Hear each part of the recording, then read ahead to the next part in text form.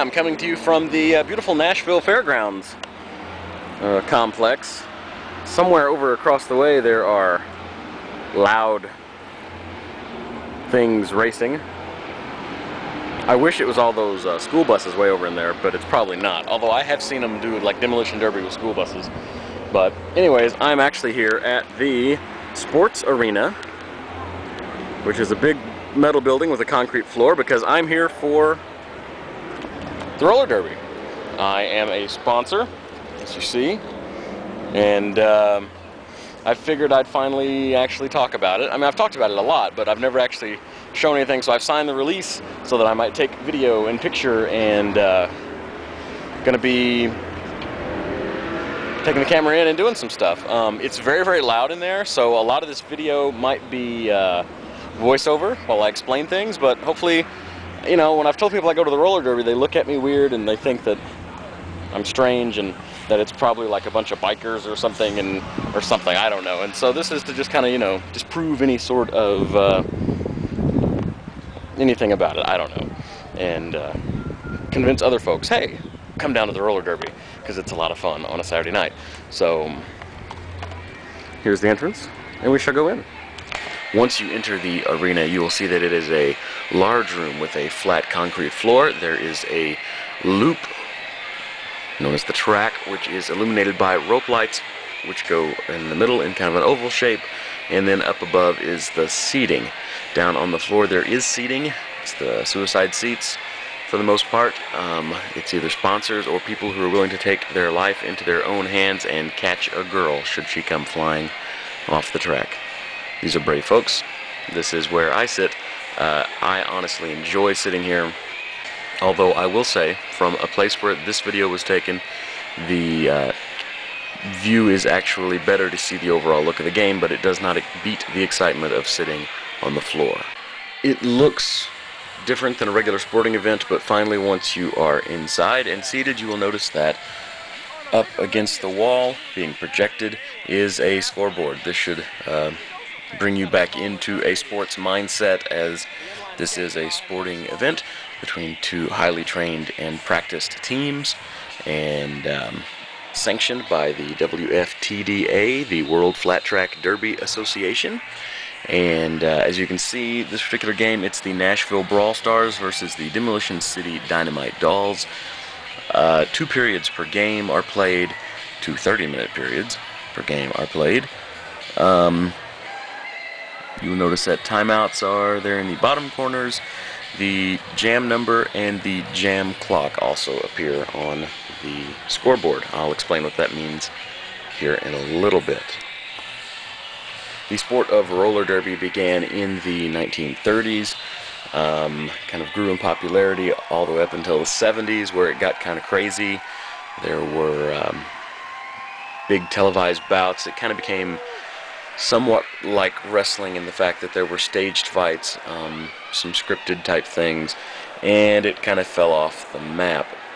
Ever since 2001, it's kind of been coming back around. There have been mainly female teams springing up, more than 300 now in the U.S., and it's very much a athletic event. It's still somewhat campy fun with interesting entertainment in between the gameplay, such as these folks who did some juggling, and there was a band at this particular bout that I was at here in Nashville, but most of the time, at least here in Nashville, the Rhinestone Ruckus, the roller derby cheerleaders, a fine group of folks who basically do their part to pump up the crowd and get everybody going.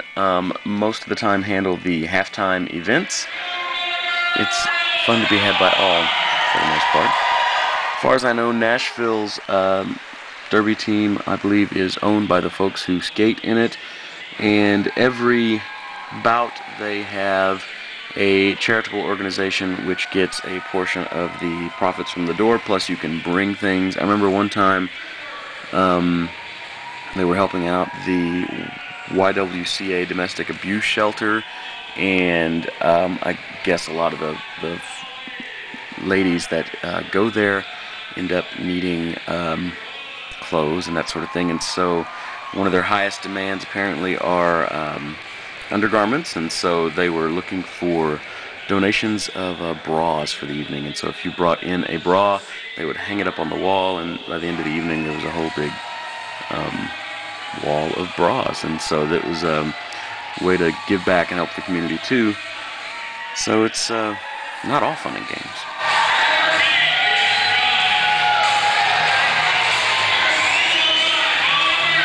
Like every good, honest, just, and right sporting event in the United States, there was, of course, the singing of the national anthem with the presentation of the beautiful American flag.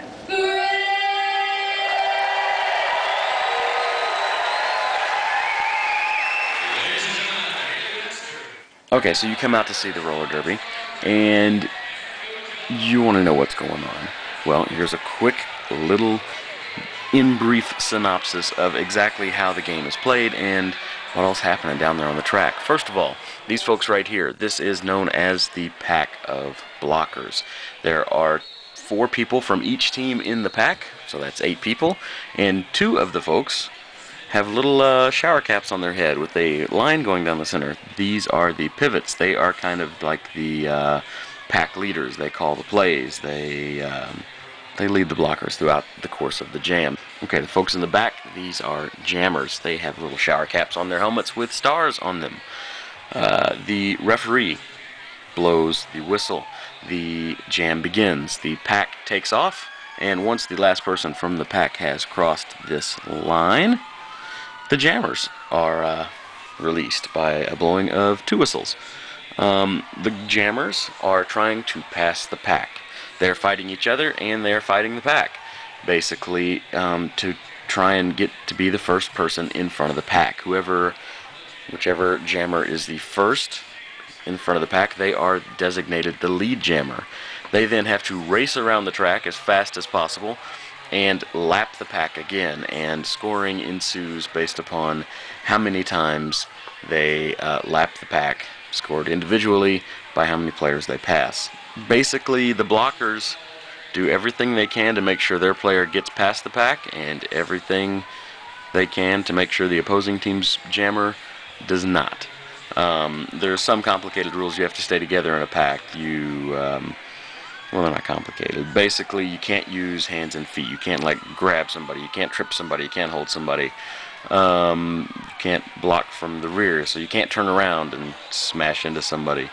You can't use your elbows to hook or push an opponent. You can't clothesline somebody when they're passing you. The arms have to be bent, and you can't use forearms, I think. And you can't just accidentally fall down on purpose, with quotes around it. When things like this happen, the referee gives out penalties, and it's kind of confusing.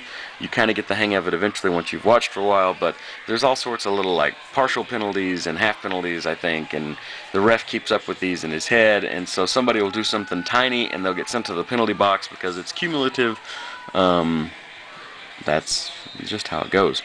Once the jam is ended, because the jam lasts 2 minutes, the jam can end either by the lead jammer calling off the jam because it's to the point where they have scored as many points as they're going to score before the other team is scoring points, or the lead jammer just gets flat out knocked down and knows they can't score any more points. They'll call it off. The time expires, or every once in a great while maybe a fight breaks out. But anyways, not really. That's when the jam ends. You'll catch the score eventually and figure out how points work. That's pretty much it in a nutshell. If you want to know more about the Music City Roller Girls and Nashville Roller Derby, check out the websites that are on your screen.